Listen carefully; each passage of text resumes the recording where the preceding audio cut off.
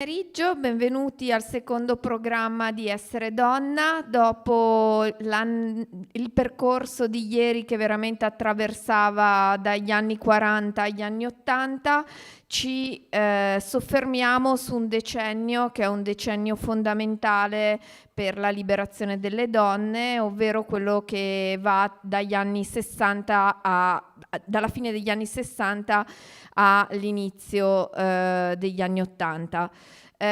Un decennio che ha visto tante lotte comuni e che ha visto i natali di tante cineaste che spesso hanno preferito non fare il salto verso un cinema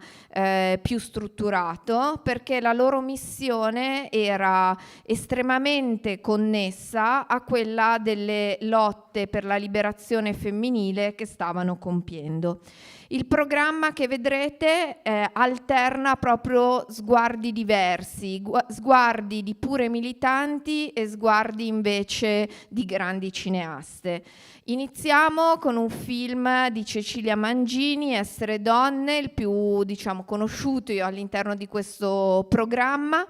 È quello che dà il titolo all'intera rassegna ed è un film estremamente importante per l'Italia, perché Cecilia Mangini, unica donna a realizzare questi brevi documentari per la televisione, è stata chiamata dal Partito Comunista per raccontare quella che era la condizione delle donne lavoratrici all'interno delle fabbriche italiane.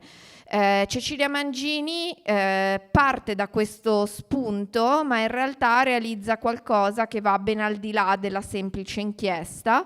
Un film che vedrete inizia in una maniera molto fantasiosa, è un film collage, un film che immediatamente ci dice che parlare di lavoratrici, parlare di donne, di diritti di donne, vuol dire prima di tutto, per una persona che fa cinema, confrontarsi con quella che è l'immagine della donna attraverso i media. E da lì parte per una lunga indagine che ha al cuore se la liberazione delle lavoratrici possa essere anche una liberazione dal capitalismo. Il film successivo è un film che invece ci riconnetta allo spirito libero degli anni 60 ed è un film importante perché è un corto che ci racconta un parto naturale fatto in casa.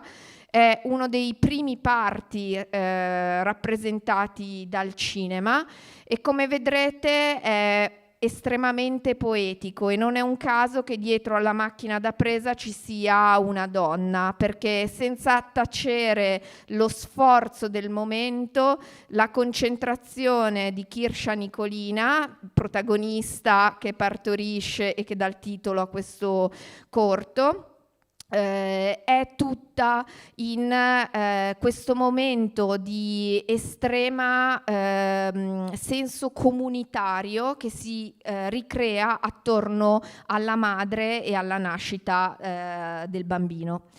A contrasto con questo meraviglioso atto misterioso della nascita,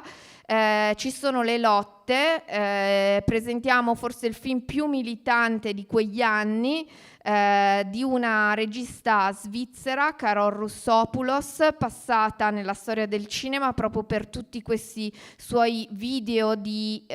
militanza all'interno dei collettivi femministi. Questo è un lavoro del 1971, pensate, anno in cui le donne svizzere possono finalmente votare,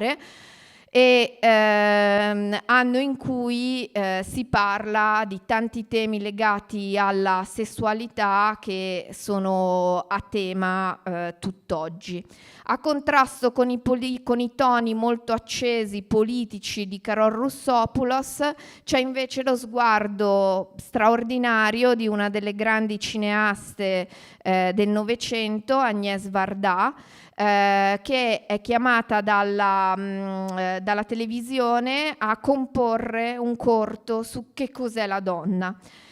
Lo vedrete, Réponse des Femmes è veramente un piccolo capolavoro, ironico, leggero, in cui lei invita una serie di amiche che vanno da una fotomodella alla vecchietta vicina di casa a spogliarsi davanti alla camera, ma spogliarsi in tutti i sensi, a dire quali sono i propri desideri per il futuro. Questi desideri per il futuro, in una chiave assolutamente contemporanea, non ci parlano solo, come il primo film della Mangini, di una società diversa e di una idea politica diversa che deve nascere per le donne, ma Agnès Varda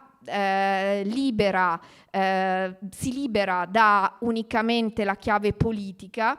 per aprirsi a una domanda molto più profonda, ovvero come queste nuove donne che stanno nascendo devono ricreare anche una nuova idea di coppia e di rapporto sia con la società che con il proprio partner. E in questa luce ironica e ormai forse pronta ad affrontare i problemi della società, chiudiamo con l'ultimo corto, che è proprio a chiusura degli anni 70, che non è più un corto che vive di lotte politiche, ma è un corto di totale liberazione, dove in un gesto ironico una giovanissima filmmaker e artista su Friedrich americana invita le sue amiche a, diremmo, lavare i panni sporchi in pubblico, ovvero farsi belle in pubblico, depilarsi in pubblico, perché è uno di quei gesti imposti dalla società che tante donne continuano a fare eternamente e di cui in quel momento anche solo esporre il gesto era una piccola forma di liberazione. Buona visione.